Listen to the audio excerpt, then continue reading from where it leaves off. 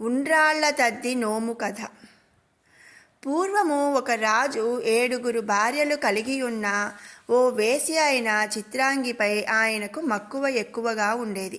ఒకనాడు భాద్రపద బహుళ తదియనాడు రాజుగారి భార్యలందరూ ఉండ్రాళ్ల తద్ది అనే నోమును నోచుకుంటున్నారని చెలికత్తెల ద్వారా వినిన చిత్రాంగి రాజుగారితో, నీవు వివాహం చేసుకున్న భార్యల చేత ఉండ్రాళ్ల తద్ది నోము చేయించుకున్నావు.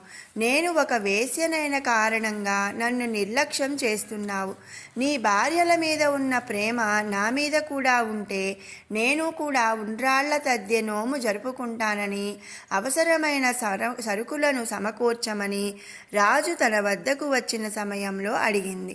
రాజు అట్లే అని సరుకులను పంపిస్తాను, ఏమి కావాలో చెప్పమని చెప్పాడు.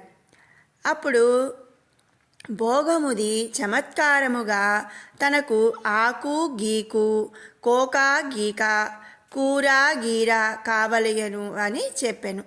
వాటన్నిటినీ తెచ్చిరి గాని గీ అను పేరుతో ఉన్న వాటిని తేలేకపోయిరి.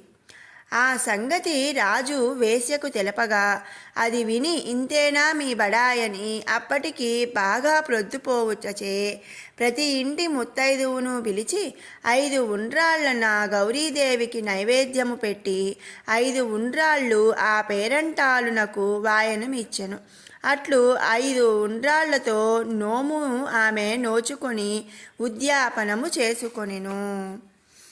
భాద్రపద తృతీయ తిథి నాడు నోమును ఆచరించే స్త్రీలు సూర్యోదయానికి ముందుగానే అభ్యంగన స్నానం ఆచరించి సూర్యాస్తమయము వరకు ఉపవాసం ఉండి బియ్యం పిండితో ఉండ్రాళ్లను చేసి వండి గౌరీదేవిని పూజ మందిరములో ప్రతిష్ఠించి షోడశోపచార విధిగా పూజ గావించి 5 ఉండ్రాళ్లను గౌరీదేవికి, మరో 5 ఉండ్రాళ్లను వాయనముపై దక్షిణ తాంబూలములను ఉంచి 5 ముత్తైదువులకు వాయనం ఇవ్వాలి.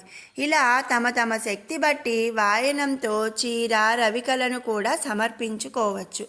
ఈ ఉండ్రాళ్ల తద్ది నోమును 5 సంవత్సరాలు ఆచరించిన తర్వాత నోముకు వచ్చిన వారందరికీ పాదాలకు పసుపు పారాణి రాసి నమస్కరించి వారి ఆశీస్సులు పొంది అక్షంతలను వేయించుకోవాలి. ఈ ఉండ్రాళ్ల తద్ది నోమును ముఖ్యంగా పెళ్లి కాని కన్యలు ఆచరించడం వలన విశేషమైన ఫలితాలను పొందుతారని, మంచి భర్త లభిస్తాడని పురాణోక్తి.